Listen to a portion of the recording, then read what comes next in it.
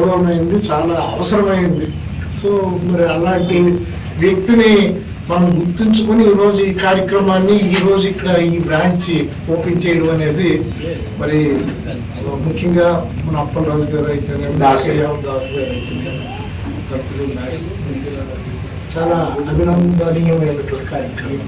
and మరిన్ని కార్యక్రమాలు కొనసాగించి మన సమాజంలో మంచి చేయడానికి మనం అందరం